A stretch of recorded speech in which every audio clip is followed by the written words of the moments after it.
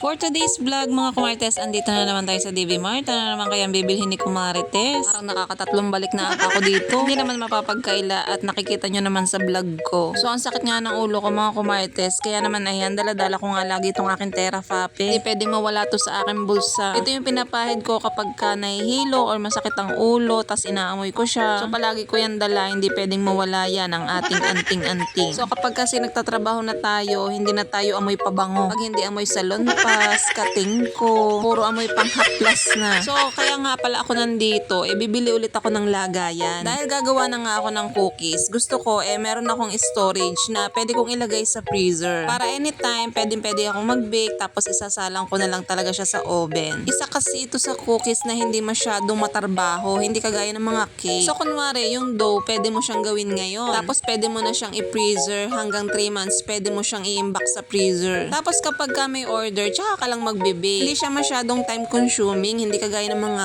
cakes na matarbaho talaga. So madami na nga akong gagawin para i-stock ko na lang to sa freezer. Kaya naman bumili nga ako ng mga lagayan na ganito. So noong nakaraan, bumili nga ako nito, isang piraso lang. 75 pesos nga pala yung isang ganito. Kaya bumalik ulit ako dito sa DB Mart dahil bibili pa ako ng dalawa. Ipapalagay ko nga ito doon sa freezer ni Kuya sa labas kasi doon malaki yung freezer doon sa labas. Pero kung sa freezer ko, hindi nga ito kakasya. Ewan ko kung may mga bibili pero mag-i-stock na tayo sa freezer. Bala ko kasi itong itinda sa tindahan ni Mother. Sabi ko nga sa mga pamangkin ko, hindi mo na ako gagawa ng kakainin nila dahil nga ako'y magbebenta. Dahil nakatikim naman na sila nung binay ko nung una, ngayon magtitinda na ako. Hindi din naman kasi biro ang ingredients kung gagawa lang tayo ng gagawa tas pangkain. Kailangan din naman natin tumubo, ano. So sabi ng pamangkin ko, si Kisha, bibili daw siya. Kahit yung anak ko, talaga namang pagbabayarin ko na din. Kapag ka kasi business is business. Kailangan magbayad. Walang anak-anak, charot. So yung anak ko nga kahit nagpapaprint yun pinagbabayad ko din siya Pero sa mga classmate lang naman niya. Bumili nga din ako ng isa pang canister na lagayan ng brown sugar. Dahil dumating na nga si Maribang, siya yung gagamitin natin ngayon. So tingnan natin kung gagana si Maribang. Dahil nung dumating naman siya kahapon, inactivate ko naman na siya. So ang kagandahan dito kapag ginamit nyo, meron na siyang cashback. So sayang din kasi yung cashback natin. Maiipon din yun. Doon sa Metrobank ko, wala yung cashback. Dito kay Maribank meron. So tingnan na lang natin kung meron nga. At ayan, gumana naman siya. So ang kagandahan dito, pwede nyo siya magamit international. Kahit nasa ibang bansa kayo, pwede nyo magamit si Maribank. At pagdating ko sa bahay, nag-notification na nga na meron na tayong nakuhang 1.50 centavos. O diba, kung palagi rin naman kayong gumagamit ng mga debit card, sayang talaga yung points. Kaya naman mag-Maribank na rin kayo. Dito nga ako sa DB Mart dinaanan ng asawa ko at sabi ko nga sa kanya, mag-siomay na lang kami. Dahil yung anak ko, doon ulit bumaba kina inay. Kaya kami dalawa ng asawa ko na naman ang may iwan sa bahay. At dahil tinatamad na nga din ako magluto, dito malapit sa may DB Mart, may tindahan itong siomay. Kaya dito na lang kami bumili. At ayun na nga mga kumartes, medyo malaki-laki na yung nagagastos ko dito sa ating cookies. Hindi naman kasi pwedeng cookies lang yung gagawin natin. Siyempre, kailangan din natin mag-invest sa mga packaging para maging presentable naman doon sa mga bibili. So ito naman ay trial pa lang naman kung may mga bibili at kung masasarapan sila. So hindi naman ako namimilit na magpa-order kung sino lang yung may gusto. Kaya nga mas gusto ko siya na itinda sa tindahan kasi walang sapilitan. Kaya ang gagawin ko is small batch lang yung gagawin ko. Para kunwari maubos sa tindahan ni Mother, tsaka pa lang ako magbe-bake. At ayun na nga mga kumartes, nakalimutan ko nga pala na meron nga pala akong iniwan sa DB Mart na payong. Kaya ayan, naiwanan. Padadaanan ko na lang sa asawa ko bukas. Naalala ko naandito na nga kami sa bahay. At ayun nga mga kumartes, unti-unti lang muna yung bake natin kasi nga ayoko din naman pagodin yung sarili ko. Alam nyo naman na hindi lang ito yung trabaho ko. Bukod sa company operator tayo, nagbablog pa tayo, nag-affiliate pa tayo, nagbe-bake pa tayo. Ay nako, hindi ko na alam talaga. Alam nyo yun, hindi ko alam kung paano siya pagsasabay-sabayin. Kulang na kulang talaga yung oras ko mga kumartes. Kagaya nito, pagdating sa bahay, mag-e-edit ako ng vlog, kailangan mag-edit din ako ng affiliate ko. So kapag kami pasok, kailangan alas 9, dapat tulog na ako, dapat nakahiga na ako. Dahil ayoko din namang ako'y napupuyat dahil nga may trabaho pa kinabukasan. Kaya naman panigurado itong pagbe-bake ko na to, tuwing weekend ko lang magagawa. So dumating na nga pala yung aking mga in-order na packaging para sa ating cookies. Umorder pa ako ng mga plastic at saka yung mga supot na paglalagyan. Syempre, kung gusto mo umorder ng 4,